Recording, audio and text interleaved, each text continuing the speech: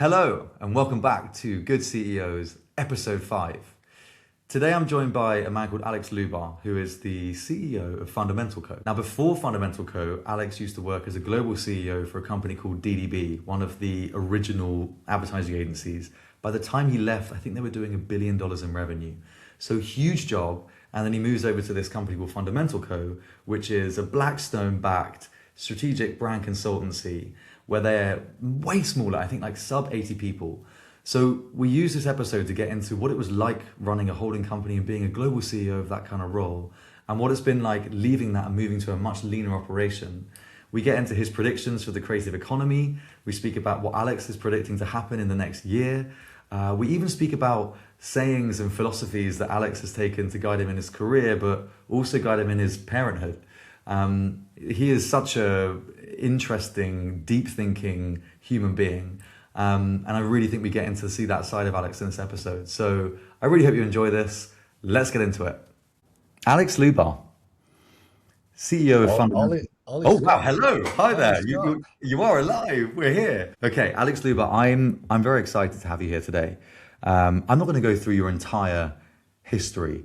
But what I will say is, for someone that started their career in the US and then ended up coming back to the UK, becoming the CEO of McCann London, you then went back to New York, you became the CEO or the president of McCann New York, and then achieved possibly one of the biggest CEO roles in Adland, and that was the global CEO of Bill Bernbach's agency, the OG of advertising, DDB. You ran, I want to say this, I want to make sure I have this right, but that would be $1 billion business, right? So we're running It was. $1 billion business in New York, and then you left and you joined Fundamental Co., which is the carved out Blackstone-backed strategic consultancy. I'm going to call it brand consultancy, and I really want to get into that. We're going to get into why you did that and why you made that move. But I want to go back. I want to sort of cast your Alex Lubar brain back and tell me, when were you happiest? If you think back to this time of like achieving all these roles and moving upwards and upwards, when were you happiest? And then I have a follow-up question, is what changed? But let's answer that one first. Thank you. And welcome. That's good. Well, thank you for having me, Ollie. It's always a pleasure. So it's a good question. When was I happiest? What changed? And where am I now? Unsurprisingly, when I was happiest was when I was closest to the work, and when I was closest to the work, and I was operating with a tight team of best-in-class practitioners, and that was very, very exciting. And I had that at a number of different times throughout my career. And I was in the US, I was in the UK, I was also in Singapore for a few years, and so I have experienced that multiple times. One of the challenges as you kind of rise up through a corporate environment is you get further and further away, often from the work itself and from the product. And so part of the reason I am where I am now today is actually, and I know we'll get to that later, is a desire to get back to the product and get back to what I think is the most fun. I think people are in this business because they like great work and they like good people, right? And so, the extent to which you can surround yourself by both, you're more likely to have a satisfying career. What happens in that time, right? So you're moving up the ladder. What is the role of a global CEO of DDB? Comparing it to when you were, I don't know, 5 or 6 years back, what are you doing most of the time, and what are you now not doing at all?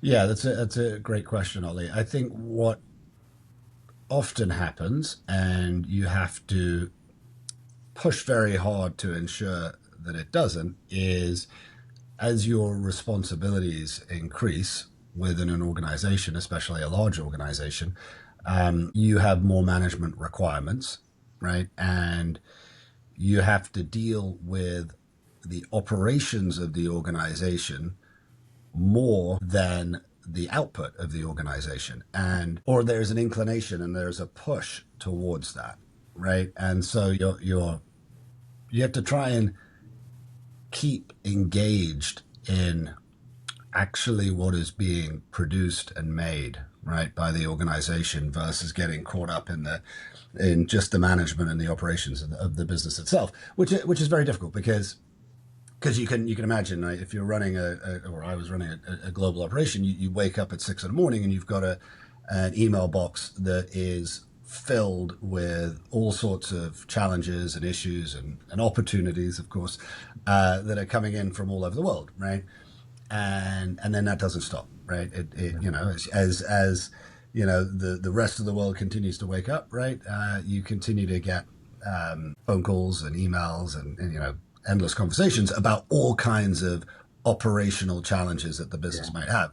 So you have to find a way to solve for those, either yourself or to delegate appropriately, and then free up enough time to actually, you know, focus on the most important aspects of the business. Not that those pieces are not important, but, you know, ensuring that you're still looking at the product, still making sure that, you know, we've got an eye to the future, still ensuring that, you know, you're close to clients, you're having the right conversations with clients, you know, and that becomes a classic challenge, I think, for any executive in a big organization, right? Is how do you not get bogged down in bureaucracy and politics?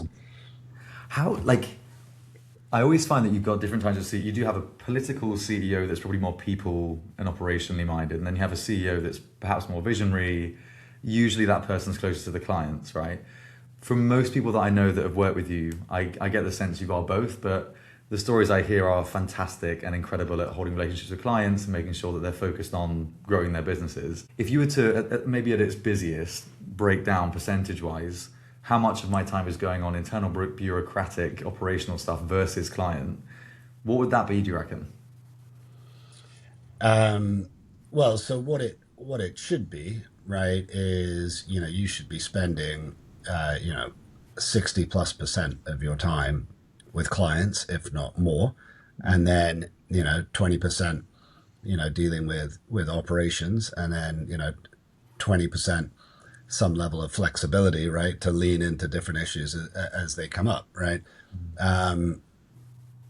The reality is, you know, often in a very big organization, especially if it's somewhat of a legacy organization, especially if there is some dysfunction within the organization, you know, that operational component can, you know, spike up to the 60 or 70 or even 80% of the time, right? And that, you know, that is a real challenge, right? And, you know, it's not like that every day, right? But, you know, if you find yourself in that position, then you need to make some changes, both in the business and to the way you operate personally. Was it like you came into the golden era, right? So this would have been when, I mean, particularly, I'm not that old, Ollie. I mean, what would you call I the mean, the golden golden era? era is like 1960s, isn't it? We're still in a golden-ish era, 2000 but up to 2010. Yeah. Like we still had like clear Yeah. distribution was going traditionally to advertising spend and everything else. Where it's fair to say that now holding companies are maybe not in that golden era in the traditional sense. What did you see that happened? Like from a client perspective, but even the way that the company is delivering the value against the client, what did you see, or can you go back to a conversation or when you can start to go, the rivers are changing in terms of their flow? Yeah, sure. And I think this is sort of a well trodden subject, which is, you know, right around, I guess, you know, the 2010s plus, right? You saw a massive increase in the number of ways that you could connect with consumers, right? And so all of a sudden, you know, from having, you know, one, two, three, five mediums, right, of connecting with consumer, you had 10, 20 plus, right? And so that split, right, of the business, right, meant that there was a few things that happened, right? One, you now had people within your business that had to be able to understand a lot of different avenues of connecting with consumers, right? So you had to have, whether it was your creatives, whether it was your strategists, whether it was, you know, your business leads, they had to understand, right, that there were now a ton of different mediums, right, through which you could connect with consumers. But then you also had clients realizing that they needed to use all kinds of different mechanisms of engaging with their customers and their consumers, And so all of a sudden, what a relatively contained business, right, in terms of how we were communicating to consumers, for the prior, multiple decades, suddenly became very, very, split up and mixed up, right? So that meant that you needed polymaths within the business, right? You needed people that could do multiple things and understand multiple programs and multiple initiatives, right, in order to succeed, right? You also then had a ton of different kinds of businesses that started entering the industry because they became experts in particular areas, right? And so the competitive set suddenly got much larger, right? And you had a lot more players, be it a lot of them niche players, right, with particular expertise, but they were competitors, right?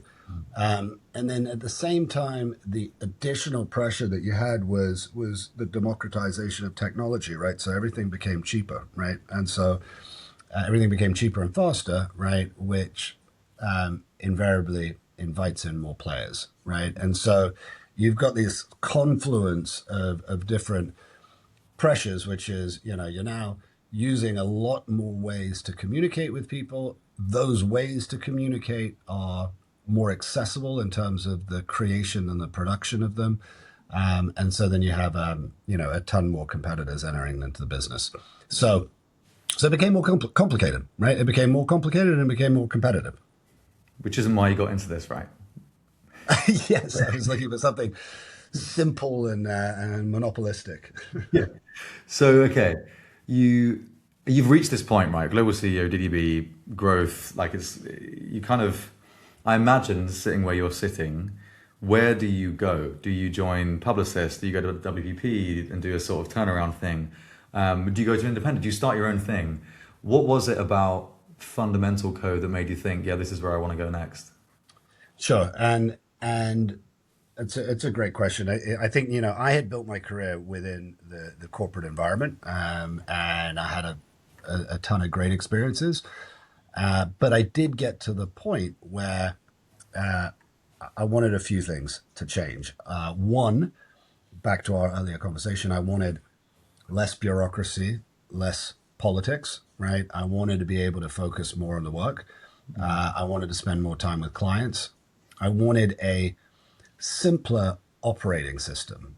And the thing is I believed, and I believe now that those simpler operating systems, right, can be as successful as the bigger operating systems. In other words, the smaller independent organizations can be as successful as the bigger, more complicated organizations because of the democratization of technology and because of the availability of technology and then the availability of talent, right? So I said to myself, look, how can I still engage with the industry because I love the industry, but how can I do it in a way that is as rewarding and as satisfying as it once was? And so I was approached by Johnny Bauer, who's the former CSO of Droga 5, has a incredible career, incredible guy, and incredible mind. And he had built or has built a fantastic agency that was carved out of Blackstone, which is a brand value creation agency focused on looking at brand as a multiplier for value, not just as a wrapper. And over the last 2 years, he has had enormous success, both with private equity, the portfolio companies that they own, and a ton of public companies as well. And what he has done is he has brought together a group of very senior practitioners on the strategic side, but also the design and the creative side, and said, look, we can deliver great thinking and great product at the highest possible level, faster and more efficiently to any of our clients by building an organization that supports that senior talent with strong mid-junior level talent, but also a ton of technology, right? And so, instead of that typical, pyramid shape, right, it ends up being a little bit more of a diamond, right, with, a lean team, but a senior team that is leveraging everything that is available to us now in terms of technology. And so what ultimately motivated me was saying, okay, great, I now get to go back to doing the stuff that I really like with some of the best practitioners in the business, right? And it's been fun. It's funny because it's a different proposition. Not even just in terms of how you're delivering the value to the clients, but also what you are selling to clients. I'm trying to imagine if a client would walk out of DDB or a WPP and go to a fundamental co instead of that, because a lot of you're not saying that every solution is a communications solution or every problem deserves a communication solution, right? In fact, really, we're saying we're going to start right at the highest level of strategic consultancy, brand consultancy. One of our expressions might be communication, but it's much more, is it higher level than that conversation, right? That's right. That's right. You have to understand how brand is ultimately impacting the overall direction of the business, not just the communications or the marketing of the business itself. So we like to say, what is the species in which, our particular client is the industry that they're playing in, right? What species are they, right? Then what is their purpose, and then ultimately what are the advantages that support that purpose, right? And allow them to have an unfair advantage within their sector. What are they saying? So it's not even just a CMO now, right? This could be founders and CEOs that are backed by private equity consultancies. Absolutely. What, Absolutely. what are they saying around the board table before they go, yeah, we should call Fundamental Co? Well, I think there's an appreciation that there is untapped value to their brand, right? Or there's an opportunity to lean into a narrative around their brand that will actually deliver a change in the value of the organization itself, right? So it will directly influence whether it's the multiple on the exit of a particular company or the overall value of the company itself on the street, right? But there's an appreciation that brand plays a large part in creating value for an organization. This is the hard thing to prove if you're at a traditional advertising communications agency, right? To say, of course, the more we can sell the idea that you need to over communicate or you need to do whatever else, the higher our income goes. Whereas if it was like you're not as incentivized now to try and increase spend no matter what or increase communications no matter what, you're talking about having a much more strategic longer term conversation that pays off over the course of 10 years versus 10 months is the sense that I'm getting. I mean, it can be short, medium term, and long term, right? But the idea is to create effect pretty quickly. Yeah. And I mean, we would say that there are clear metrics, right? Whether it's associated, as I said, to exit value of an organization, right, of a company, or increasing investment in a company. There's a variety of ways that we can track it. But yes, that's always an important piece, right? Is showing the ROI. I want to move on from Fundamental Co in a moment because we're here to speak about your predictions and of course some reactions to some news that's happened in the world. Let's play it forward and in 12 months time everything goes to plan. What is Fundamental Co going to look like and what kind of impact would it have had with its clients, do we think? Yeah, good question. And what we have seen over the last 2 years is exponential growth. Now, I have not been here for a long time, but we're already, as we're going into the third year, we can see that growth is exponential on our part, right? And entirely to do with the success that we're having with our clients. And one great metric of success with clients is it's always the NPS score, right? It's the referral rating, right? And almost 100% of our opportunities come directly from referrals, right, from clients. And so it becomes incredibly important that you deliver on every single client that you have, right? Because you're reliant on that referral system.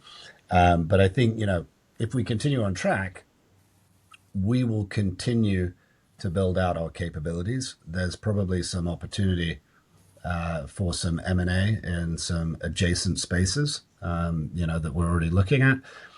And then we have a ton invested in technology, right? And so we've got a pretty interesting or very interesting AI support system for our strategic group currently. I'm sure we'll expand that across design and all of the business. And so, it'll be more of what we're doing, but we will continue to do it in smarter, more effective ways. When I hear AI enabled propositions and strategic kind of bets, obviously I hear fewer people, because otherwise why would we be doing these things if we were choosing to replace them with technology? What does that mean? Where does that go? What does that allow you to do more of? If we're saying that we're a leaner, more efficient, more powerful, more effective team that's enabled by technology, what else does that, apart from getting to the thing quicker, or like, I want to, it's a pointed question because I really want to hear about something that impacts top line and not just bottom line when it comes to this AI focused technology. Where does your mind go when you think about the bringing technology in? Is there any example or any part of your brain that goes to, yes, this will start to generate top line generative returns? Sure. And I think that that's a fair question. And that's the big question, right? It's like, how does it not just make us, faster and cheaper? So where you have the greatest effect is where the technology allows you to think of something and develop something that you hadn't developed before, right? And so it's not just about getting across the line faster, but it's actually, in part, giving you more time and giving the best thinkers that you have in an organization more time to come up with bigger and better solutions, right? Now, some of that will be based on efficiency. Some of that will be based on inspiration, right, provided by the technology. Some of that will be the human plus the tech, the 1 + 1 equaling 3, equaling more, right? Yeah. And so, our view is definitely not to just make us faster and leaner. It's to make us better, right? And that's why we've built some bespoke technology on top of the existing LLMs that are out there, and it is proving to be not only inspiring, but it's proving to be unique and frankly a differentiator from our competitors. It's easier for us because we're moderate in size. Yeah. Right. And I think the challenge is, when you're a legacy business, you're dealing with a different kind of change, right? You're trying to change the past, or you're trying to pull the past up into the future. But when you're a smaller business, you're just building for the future. Yeah. And so there's that flexibility, I guess. Okay. Before we move on, I want one more thing, because I think you've moved to a business that most good CEOs would love to be running and a part of. And I think out of all of the things we saw out there, it 100% was the best move you could have made. If you were talking to somebody that was a CEO at a holding company right now that's considering what to do next, and we are going to speak about a holding company in a second, what would you say to that CEO who's kind of looking down the lens of more, efficiencies and cost savings and everything else that you have as a holding co CEO? What would you say if you were sat down with one of them right now and they were like, Alex, what should I do? Do I twist, stick, or whatever? Yeah, what would you say? Give me a call. I would say make sure that you're part of an organization that has a vision of what the future looks like, right? And is not just looking, at the business through the lens of creating efficiencies, but looking at the business through the lens of innovation and creating something net new. And, that can be done obviously at big organizations and it can be done at small organizations. So as long as you're part of a group that is embracing change and the excitement of change, right?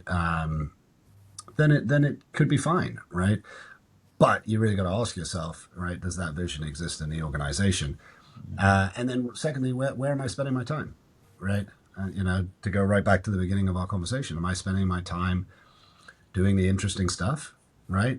Am I using my talent focused on the things that I care about and the things that I think will drive the business, or am I spending my time, dealing with aspects of running an organization that are perhaps not as interesting to me or as fit for purpose as what they could be.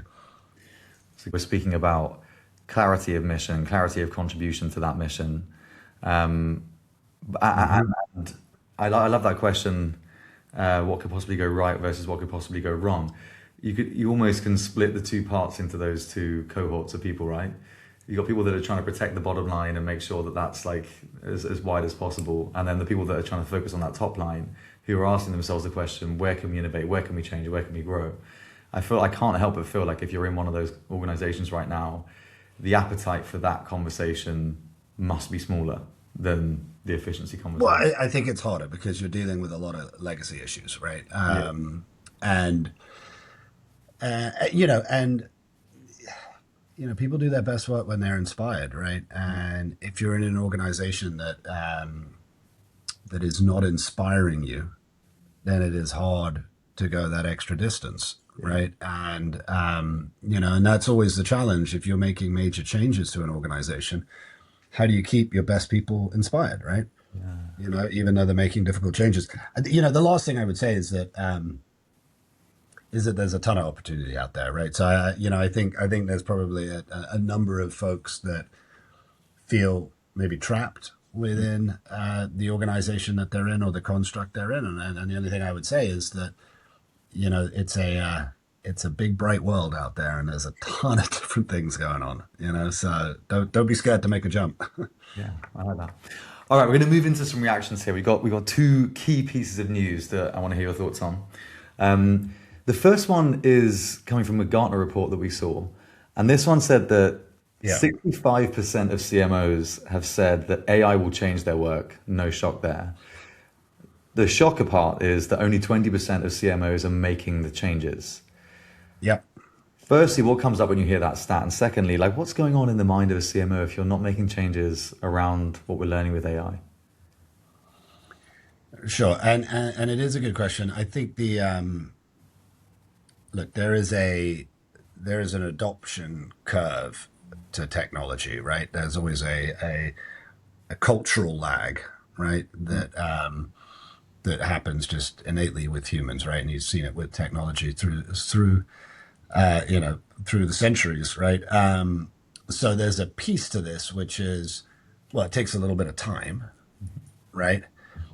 And I would say that actually those that are most thoughtful about how to bring on the technology and implement it in the right way will create the most effect. So, having the headline that you're doing X, Y, and Z with new technology doesn't really mean anything unless it's actually creating effect within the organization. So, I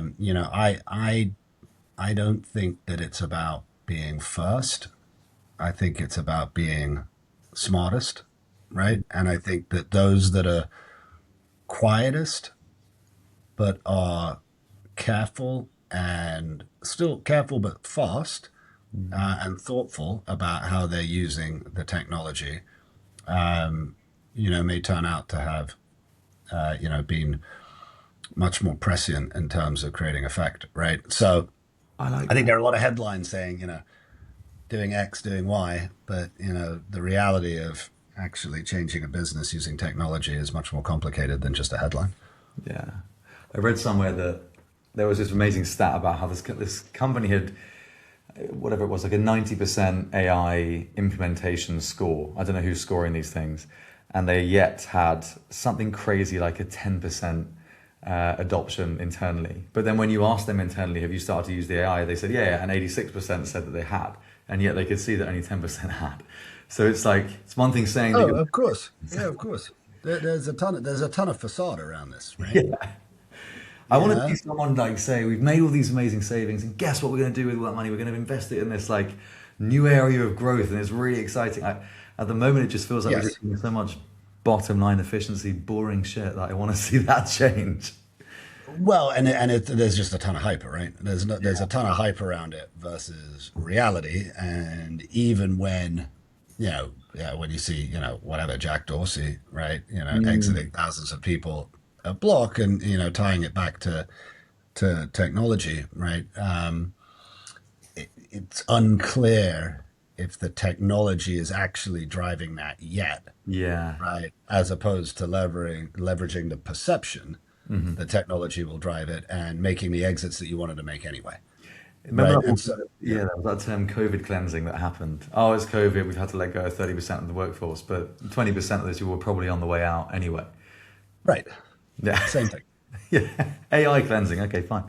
All right, the next one is one I definitely think you'll be very well educated to answer. No pressure, and that is this question that we're seeing appearing everywhere: should WPP be a house of brands or a branded Mhm. house? Now, I give the context here because you came from McCann, which is part of the House of Brands of IPG, and then you were at Omnicom, which was a House of Brands with, I mean, I'm not even going to list them, there are hundreds of different companies in Omnicom. We're seeing the most successful holding company, which is Publicis, operating under the power of one. Still brands underneath that, but it's very much Publicis is a Publicis company, right? Where does your head go with this? So, everybody loves this question, and loves to sort of villainize, the holdcos that, obviously move from a house of brands to a branded house. I think that ultimately it's less a question about brands versus house of brands versus branded house, and it's more a question of how do you enable businesses to work better together within a single organization, right? And what I mean by that is the greatest challenge, or one of the biggest challenges that the holdcos have is that the subsidiary companies, the operating units, are highly competitive with each other, Yeah. right? And they have capabilities that cross over, and then they have competing P&Ls, right? And so it becomes less about, well, what are we called? And it becomes more about how do we operate together? Because if there's a better system of operating together, then there is room, certainly, to have a house of brands, right? But what there isn't a room for is people on your own team battling for the same slice of cake. Yeah. I heard this theory about Swedish PE backed companies where they've seen what's happened with the holding codes and gone, okay, we need a longer term bet here. And the only way to create shared incentivization, i.e., if I'm at DDB, I'll hand this brief over to Mullen Lowe or whatever, is by having a longer term ROI or a longer term incentive plan. Because at the moment, as you know, it's reporting to the street and you're bonused on which, what is your part generated in terms of EBIT or however you're measured. Is that the solution here? Is incentivization over a longer term? And you've got all these different P&L holders that go, look, if you share, there's a greater, sort of a bonus or payout of some sort that Sure. means that you benefit if we share the business, or is that whimsical, hopeful thinking? I think that's certainly one tool that can be used, Okay. right? You have to stick to it, right? And you can't be usurped by short-termist thinking, right? Mm. So it's great for organizations to say, well, yes, if we all work together and we achieve X, then you'll all get Y. But then second quarter comes around and things aren't looking good, and you start to make decisions based on a 3-month cycle, Yeah. right? So certainly that's part of the solution, but it's only a component of it. Fair. Okay. We're not going to solve that today. However, Yeah. what we are going to solve is the world's hunger for your predictions. Yes. Yes. So, for the purpose of the show, this is the part where we move into the three predictions that we've asked you to bring along. I have no idea. We normally they are written in this document, but you've just decided to go ghosty on this one, and you're just going to land them on us. Yeah. Oh yeah. I wanted So, to see what you had to say first. We're okay. working in real time, Ollie. We're working Wow. in Okay. Are real these just time. going to come from off the dome, as they say? Yeah. First prediction. This podcast is going to blow up around the world. Oh yeah. Um, Welcome. there you go. So I mean, listen. Let me caveat by saying anyone claims to know the future nowadays is clearly a charlatan or a drunk. It's a wild, dynamic, fast changing world, right? So that's first caveat. Second caveat is, I intend to be disgustingly self serving in my predictions. Um, okay, prediction one, and I think we've talked a little bit about this, is, as tech gets better and specifically AI technology gets better and better, I think we will continue to see that cultural lag, right, where human behavior takes time to catch up with the technology that exists out there. Now, that's I think relatively obvious, and if you look at various moments in time where there's been big technological changes, whether it was printing, electricity, etc. We know that it takes time for humans to change. However, there is a period of time prior to mass adoption where there's a ton of opportunity for individuals and for businesses to capitalize on that change, whether it's through understanding the technology before others, or perhaps more importantly, understanding the influence of that technology on behavior and being able to bring human behavior on board with the technology, sooner than others. So that I think would be my first prediction, is that there is an opportunity for those to capitalize on that cultural lag between technology and the catch up of human behavior. And I think you're seeing some that are doing it, and I think you're seeing some that are pretending to do it. Right? So that lag, just tell me about that. Is that, let's say, is that within a brand, for example, where they've not made this implementation of AI, and we know that that delta between what they want to do and what they're trying to do, there is profit there. There is a way to serve that gap as an agency or a consultancy offering, or are we speaking about something else? Yeah. I mean, you're speaking about adoption, right? So you're Yeah. speaking about in a service business. So let's take our business specifically, right? In a service business, you are reliant on the behaviors of humans, right, to drive the business. So, you'll have a ton of organizations that will, like the example that you gave, that will roll out a lot of technology, but that technology won't actually be used by the humans within the business, right? And so, in that lag, in between the capability, the tech capability, and the human behavior, within that lag is opportunity, Yeah. right? There's opportunity to do things before others do them, and my prediction is that there'll be a ton of companies and individuals, and I think we're already seeing it, that are able to kind of lean into that and capitalize on that. And then the other piece of it is there'll be a ton of organizations that legitimately make that leap, as opposed to just telegraphing that they are making change. They are actually making change, right? And that there's a big difference between doing and saying. And showing. I think I like the idea of there being this cool. The 2025, 2026 was like, look how much we're gonna do. And then the next can be, look what we're actually Yep. doing. Look at the change we're actually creating in the world with Yep. our business. I Yep. like that. Okay. Okay. Prediction one accepted. Okay, let's move to prediction two.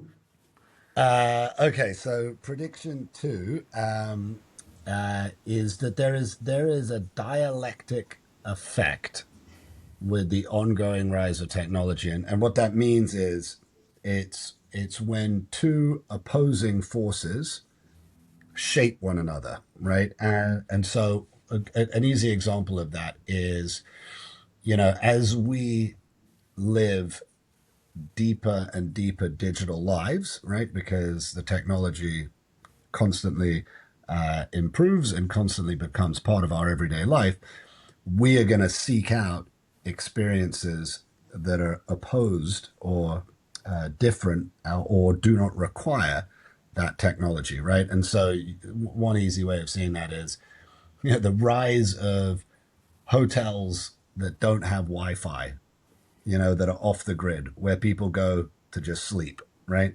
That sounds insane, right? If you were to ask anybody 5 years ago, Yeah. right, do you want to go to a hotel that doesn't have Wi-Fi, that is off the grid?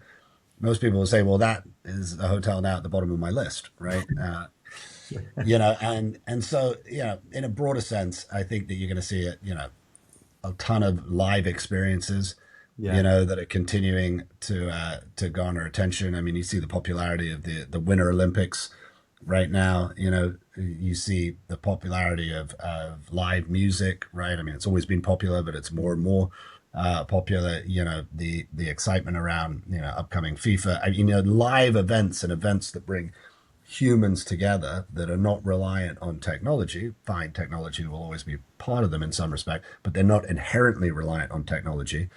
I think will continue to grow in part in response to the rest of our lives being more engulfed in everyday technology and digital.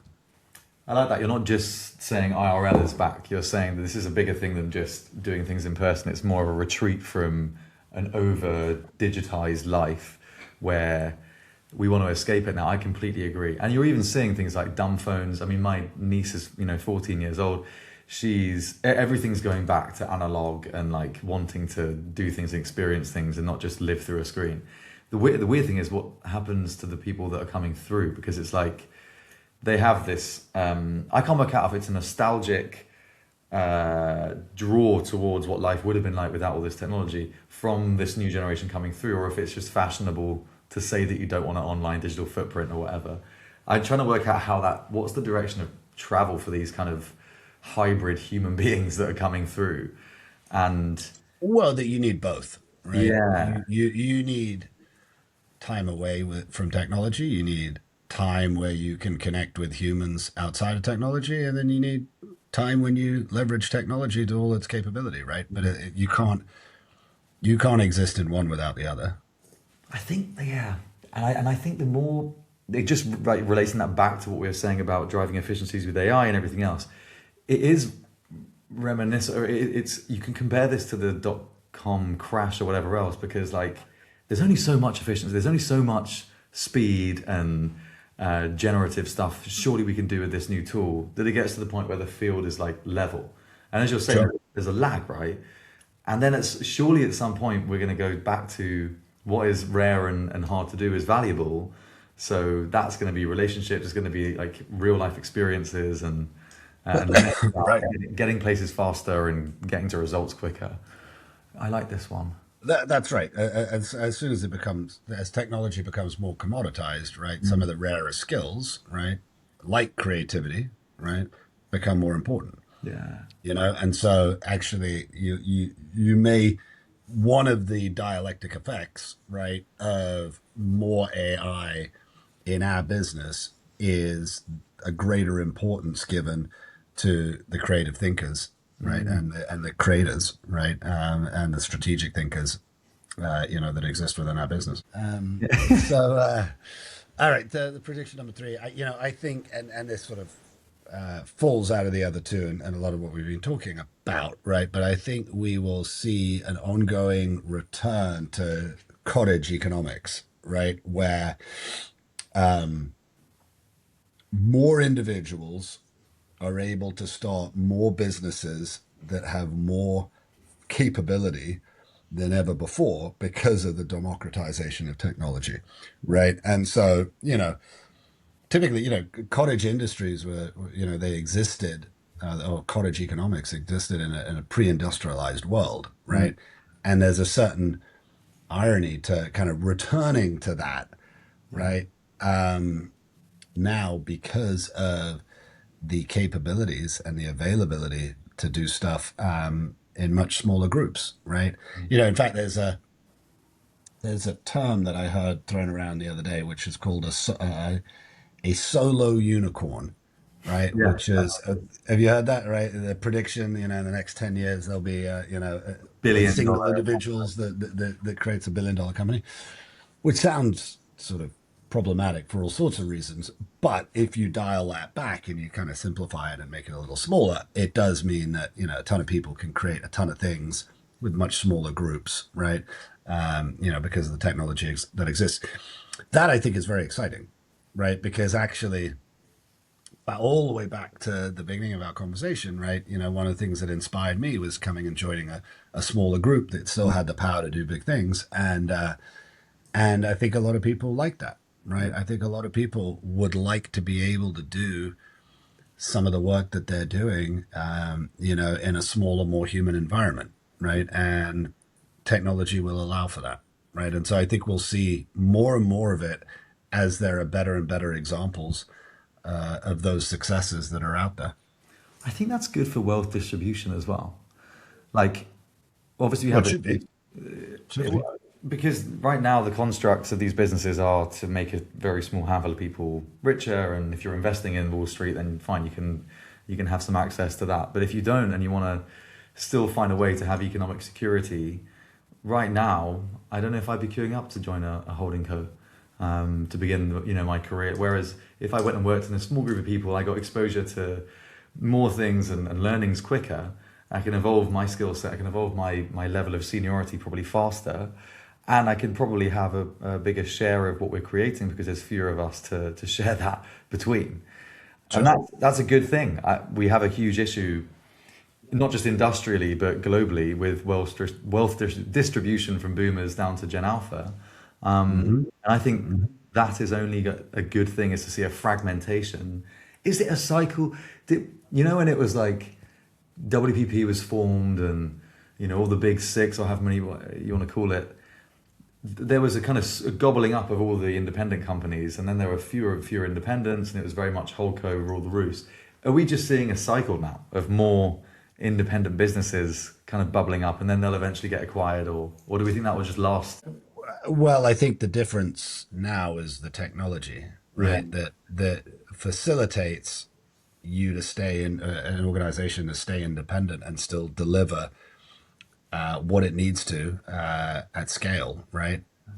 Part of the reason that other than making founders a lot of money, right? Part of the reason you joined a larger network is that enabled you to give more, deliver more to your clients that you were not able to do on your own, right? But if technology allows you to deliver all of the things that you could deliver historically as a large organization, then there's no incentive to join that larger organization. And then add to that you can now make money as that smaller organization, then there's suddenly no incentive to join that larger group.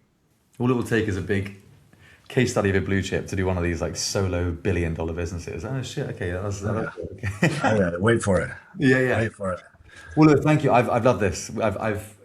You went in a very different direction with your predictions than I thought you would go. I wouldn't say they're self-serving either. I thought you were going to say like all ad budgets will be slashed and everything will be moved to brand consultancy. There you go. That was the subtext. Yeah, of course. That was the stuff. That was the small print in the implicit message of your. Last thing, I always leave on this question because I'm just curious to know where your mind goes. But if you were to speak to Alex Lubar 15 years ago, what would you say to that young man? Enjoy the ride, right? I think that I think that we can take ourselves very, very seriously, right? Because life obviously can be very serious for much of the time, but at the same time, you got to enjoy it, right? Even if it's kind of crazy and it's up and down and you're going all over the place, right? So You got to find that there's a very important balance between working hard and enjoying the work at the same time. And you can't have one without the other. Oh, I like that. Okay, cool. The one saying, or it hasn't got to be the one saying, it could be any saying that you have held over your life that's remained true. It can be like a moral thing, it can be like just a saying, or it can even be like a book or anything that's just kind of guided you throughout your career. Okay, there's a great line at the end of a John Irving novel called Hotel New Hampshire, which was actually a film as well, if I remember correctly. And at the end, the line is, in order to supposedly succeed in life, you've got to get enthusiastic, stay enthusiastic, and keep walking past the open windows. Which is it's a little dark, right? But it always struck me as pretty insightful about the things that you enjoy are the things that you get into, right? And that doesn't always mean you have to utterly love the thing that you're doing, but it means you've got to give it your all because Yeah. you've got to get engaged and you've got to focus and you've got to give it your all, and then it is actually ultimately more rewarding, and I try and tell my kids that, right, when they don't want to you know learn how to do X, Y, or Z. Yeah. It's like everything's crap when you don't try, right? Yeah. But actually, once you start to kind of get enthusiastic and stay enthusiastic, right, you actually get more out of it, right? I like that. So I always like that Cool. line. And then, as I say to my children all the time, it's okay to have two feelings at the same time. Wait, tell me more on that one. Well, it's okay to be happy and to be sad. It's okay to be angry and to be excited. It's basic. It's that's life, right? The duality of life, Ollie Scott. Yeah. Okay, we got some philosophy in this one, which is I was aiming for. Okay, I like that. There you go. Thank you. Perfect, Alex. Honestly, this has been amazing. You've absolutely smashed this, and I really appreciate you making the time today. Thank you. Well, no, thanks, Ollie. I appreciate the time and appreciate the great questions. Awesome. All right, you take care. Bye bye.